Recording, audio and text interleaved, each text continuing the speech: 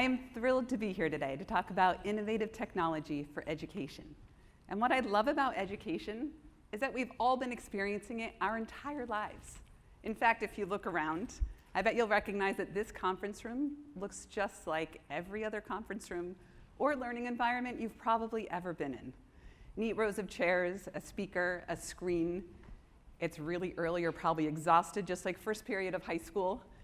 But what if technology could actually change that learning experience? What if all of a sudden the walls could start to sink down and disappear? And in the distance, you could see blue sky and mountains. And beneath your feet, the ground would turn to snow. And our chairs could go away because now we could actually get up and move around. And although our bodies are still physically in this conference room, as a group, we'd be standing on top of a mountain of La Rinconada in Peru. And as your guide, we could either ski down that mountain, explore the village, or maybe travel back in time to when the Incas lived there. How cool would that be? But since we're here to talk about education, we could go visit the local universities and schools, and we could walk around the campus, we could sit in on classrooms, interact with the students, and observe the teachers. And when we're done here, we can go do this in schools all over the world. And we could even take students with us to enhance their learning, like to the mouth of a volcano, or inside an atomic reaction, or to a place I'd love to go, the far side of the moon during a total solar eclipse. Just think about what that view looks like. And for us, just for fun, between all these trips, we could actually skydive over Victoria Falls, play tennis with a pro, or just relax on the beach in Bali. And when we're ready to come back to this conference room, all we'd have to do is take our headsets off. I was an educator for 10 years, and I actually still have a pretty big confession to make, which is that I was terrified every single day. And it's not what you're thinking. I wasn't terrified of the teaching. I actually really, really love that part. But of keeping my students engaged. And this has actually become a global problem. You see, my goal wasn't actually to make them mathematicians. It was to give them that adrenaline rush of feeling curious, in hopes that they could take that with them and then become lifelong learners. And I know this sounds completely aspirational, and we often overlook it in education. But the reason it's so important is because curiosity is what motivates you to want to learn more about something on your own, to dive deeper, or to question the way things have always been done in hopes that you can find a better solution for it. It is the first and most necessary step to innovation. I think it's crazy that we still don't know about 95% of our universe. That's a whole lot left to discover. I think this desire to spark curiosity in learners stemmed from something significant that happened when I entered the workforce, which is when I recognized that most grown-ups had lost their childhood-like wonder.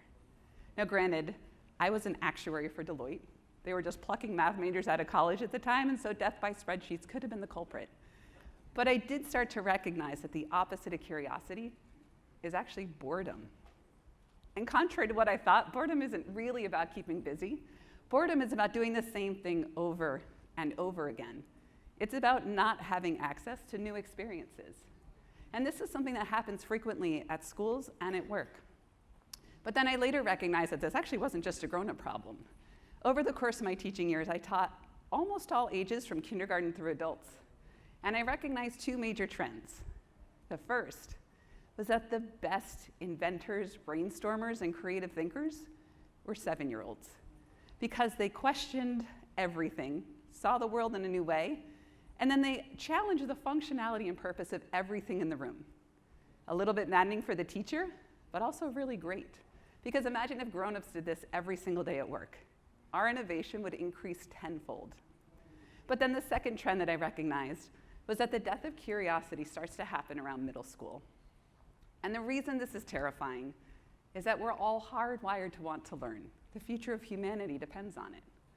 Sometimes it's sparked by astonishing feats, or extraordinary talents, or even just a scientific invention that pushes the boundaries. Often it's just the invitation to think about the unknown. But more often than not, we feel wonder when we get to experience and understand the world around us. But it can be really hard to experience the world when you're sitting in a classroom, especially when the materials are outdated.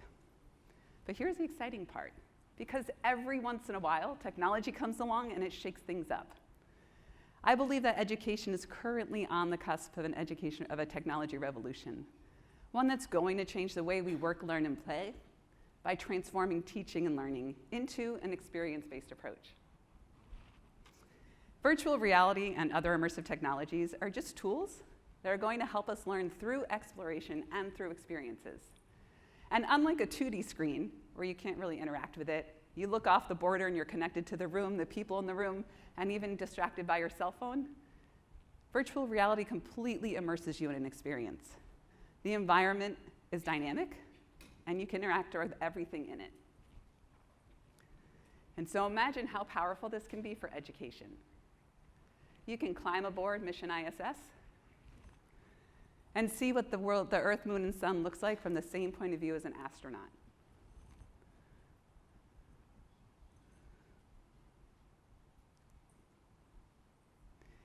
If you go to the Anne Frank house today, it's actually empty to represent the void left by the Nazis.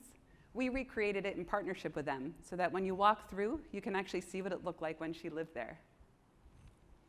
Or you can shrink down and tour the human body, or go through the Hoover Dam and understand the pipes and the turbines.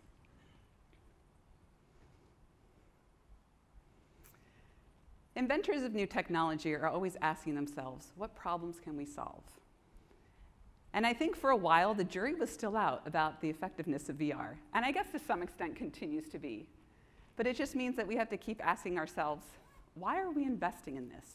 We've already seen that it's actually been able to solve problems that were once insurmountable.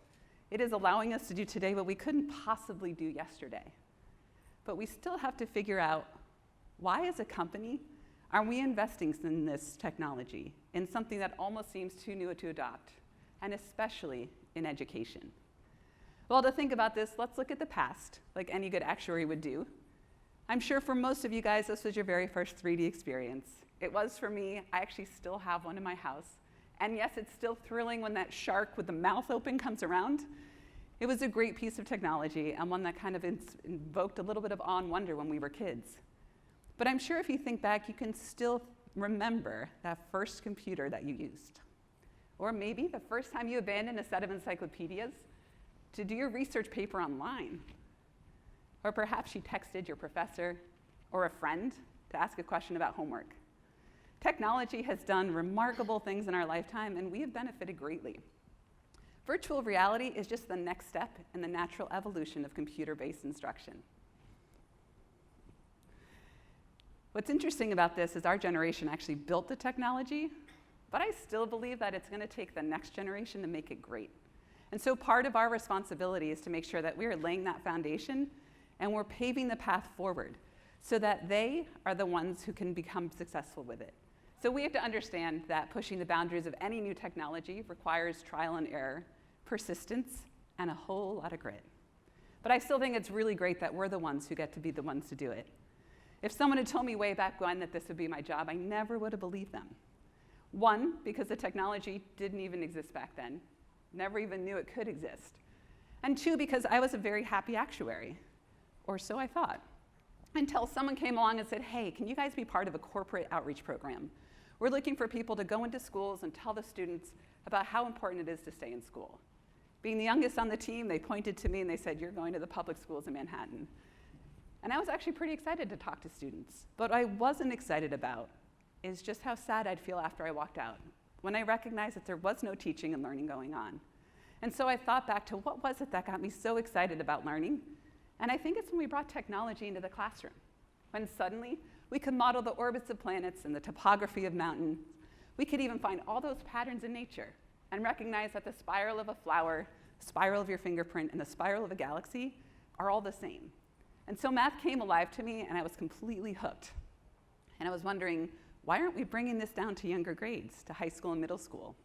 And so out of curiosity, I went and visited a lot of schools in Manhattan, and I recognized that most of them were largely the same. And so I recognized I wanted to be part of the solution. And I did what made sense to me and absolutely nobody else, and I quit that corporate job, and I went to graduate school so I could learn how to develop curriculum with new technologies. After that, I got to teach for 10 really fun years. But every night, I would spend hours and hours trying to create lessons that were immersive, visually rich, and tied in the real world to what we were learning. And this was really difficult with 2D surfaces. So when I got to Facebook, it was my second week there, and someone came and gave me a VR demo. And the second I put that headset on, I knew that that was the medium for these kinds of lessons. And I feel lucky I've been able to devote my career to it ever since. And in working with VR, I've come to recognize that it actually has 3 superpowers for education. The first is content. Virtual reality immerses you in an environment. It actually tricks your brain into thinking you're there with a true sense of presence. My favorite example of this is the plank example. I don't know if you guys have tried it, but there are 2 skyscrapers. There's a plank between them. And your only job is to walk from one skyscraper to the other on the plank. You're standing on the ground. You have a headset on. You know you're safe. But your brain is telling you that you're going to die. And nobody will walk across this plank. There's another one. You have to jump out of a building. And to this day, I still can't do it because I hate the feeling of falling. So imagine how powerful this can be when we think about education. Most of you probably know VR content in the form of gaming. Is there sound?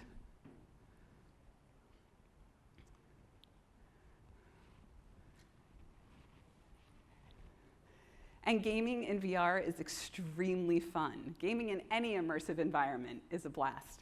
In fact, the other week, I joined a whole bunch of coworkers. They were all over the country. And we joined up in a game of capture the flag paintball, which is an interesting fusion. But we were running around together, joking, climbing up to the top of the towers, hiding behind hay barrels, trying to outsmart the other team. And it was so much fun. We actually called it Recess at Work, but really, it was probably the best team building I've ever done with them.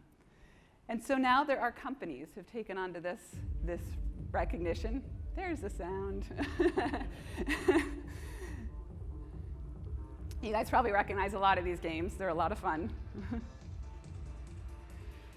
But now we have a bunch of companies who have used VR for a number of different reasons. We have companies, vocational schools, and universities who are training their students and their employees in more immersive settings, who are using it to give demos of their products more realistically, and of course to show data in a whole new way. So these are companies and schools that are using it to prepare their students further than we currently do. And the results have been astounding. Here's what some of the students are saying after using VR for training. Or this. And here's my favorite. Imagine something that actually invokes enough curiosity to make people want to learn more. Isn't that what we're all after? In fact, the value of VR and simulations is something that a company called Oso VR recognized was something they wanted to try. So they are actually creating a medical training platform. And the founder of this particular organization is both a doctor and a game developer, which is a great combination. So he recognized that training for medical students is very expensive and nearly impossible to scale. So he created a VR experience. This one's a little hard to watch. It's pretty gross. And he decided to run a study to see if it was more effective to train in VR or with the traditional training methods. And it turns out that compared to traditional training methods, there's a 230% improvement in performance when you're trained in VR. Now, as a mathematician, I don't even believe this number, total outlier, but take a look for yourself. These 2 students have been training for 1 day, and this is their first time using the real equipment. The one on the left is using traditional methods. The one on the right did VR. Now notice the one on the right is much more fluid in his movements. He's more confident. He's not fumbling. It's almost as if he's done it before, and the muscle memory is helping him guide through it. The one on the left eventually gets through it too. They both succeed, but he has to look at the papers often, look through the video, and even ask the instructor in the room for some help. So pretty remarkable results. He eventually gets through it in about 11 and a half minutes. But also really important in terms of just language learning, history, and development for students of all ages. If a teacher's talking about Tokyo, she can actually take her students there. They can walk along the streets. They can go into restaurants and order food.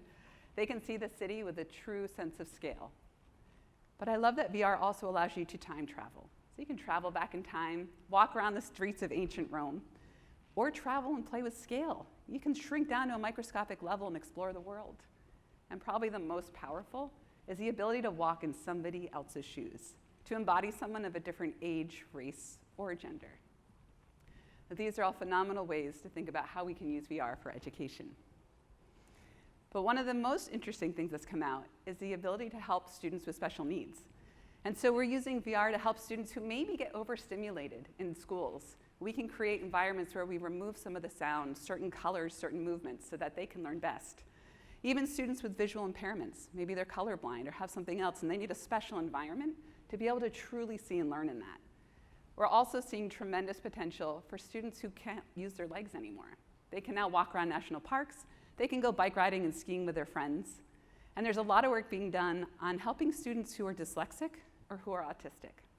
So the use cases are only just starting to come out, but I believe that they are endless when it comes to content for education. The next bucket we like to think about as a superpower for VR in education is the ability to connect. So you can connect in a virtual environment for collaboration. We're seeing students doing this across the globe. We're seeing them connect to each other to work on projects collaboratively, but also to experts who they wouldn't otherwise have access to at their university, school, or even if they're remote learners. And teachers are also using this to come together and learn from each other. So you can connect in VR in multiple different rooms. You can just talk, you can share projects, you can share videos. Pop yourself anywhere in the world through a 360 image or a 360 video. Share a classroom or a space. Even just shared celebrations are meaningful. And of course, you can go in with thousands of avatars into live events through venues, and you can see live sporting events, concerts, and attend talks or lectures. Students love going into virtual spaces to recreate themselves as avatars. They often say that they actually feel more comfortable collaborating and speaking up when they're in there as an avatar that they have designed themselves. And avatars have come a long way in the last few years. But of course, if we really want to be able to connect through work, through training, through office hours, we do need to be able to also create some more realistic avatars with features such as complete face tracking so we can capture expressions, because we need to be able to show our emotions when we're trying to explain ideas. Body language is also very important. Body language often tells us more than actual language. And just by looking at these two, you can tell a lot about their state of mind just by the way that they're sitting. Of course, a series of dots when put into motion also is very telling. Motion tells us so much about someone's intent, their comfort level, their trust, and their empathy. And so eventually we won't just be tracking dots, we'll be tracking our entire bodies and even the clothes that we're wearing to help us connect better. But virtual collaboration isn't just about the learning and the training piece, because we're recognizing that you actually have to create an entire community in order to trust enough to learn. So schools who have distance learners are trying to create virtual hallways, virtual rec rooms, virtual student lounges, because they've recognized that students can connect and talk to each other first, build that trust, and even play games. It helps with learning tremendously when they can finally collaborate in that learning space together. And our last bucket is to create. Because we don't just want students consuming VR, we really, really want them creating in VR. But it's important to recognize that we don't just want the technical students to have access to this content and the creation tools, because a really good VR experience needs artists and musicians and storytellers and designers, and so we want to make sure that everyone has access to creation tools. It can be as simple as just taking a photosphere of the room and popping it into a headset. Beyond that, we can actually start to tell stories through 360 video. You can even add hotspots to these stories for language, portals to other hotspots, portals to other 360 videos, and really just kind of expand upon the story. And of course, inside the headset, there are tools that allow you to paint, sculpt, and animate. Now remember, most tech-reliant jobs of the future are going to need our students to know how to model in 3D. This is an excellent way for them to get started. Even just writing your name in a 3D space and walking around it or spinning it around is a ton of fun and a whole different way to think about how we observe what we're creating. And of course, for those that are technical, anything like React VR, Unity, and Unreal allow you to code to create fully immersive, high-quality experiences. And so I want to stress that the time really is now. A lot of people keep saying, oh, VR is way in the future. But it's actually now. We're seeing hospitals use it. for distraction therapy for pain management instead of opioid medication. We're seeing nursing homes use it to connect the elders to their loved ones or to bring them back to their childhood homes or places that they loved. And we're seeing students who can't necessarily follow the traditional pathway and attend college or university use it to get some vocational training so that they become pre-qualified for jobs. We're seeing this being used in so many great use cases. And I think there are still challenges with the technology, of course, but all the challenges that we face today are going to be solved by the next wave of new hires. And those new hires are currently sitting in our classrooms. And so I love this quote: "We are digital immigrants. Our students are the digital natives." They're already fluent in technology, and they understand the capabilities better than we ever could. But of course, to help our students be prepared, it means we also have to help train the teachers to break out of the traditional ways of teaching, because they too now need to become creators, innovators, tinkerers, in order to help support their students on this path to innovation. And so virtual reality is definitely changing the way that we work, learn, and play. It's helping our students become more engaged. It's helping them retain faster, but it's also allowing equitable access to students no matter what their distance is to the learning environment. And it's helping our students to become excellent creators. And so my hope is that in the future, instead of saying, "I'm bored," we start to say, "I'm curious." And that immersive technology helps us stay forever hungry. Thank you.